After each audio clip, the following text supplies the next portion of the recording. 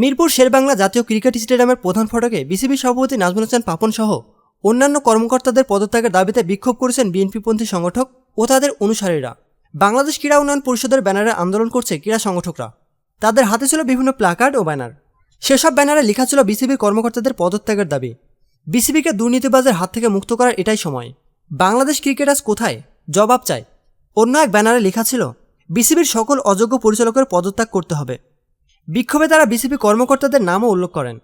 সেসব নামগুলোর মধ্যে ছিল বিসিবি ক্রিকেট পরিচালনা বিভাগের প্রধান জালাল ইউনুস, বিপিএল গভর্নিং বডির চেয়ারম্যান ইসমাইল হায়দার মল্লিক, বিসিবির পরিচালক নিজামুদ্দিন সহ আরও অনেকের নাম ছিল এই প্ল্যাকার্ডে।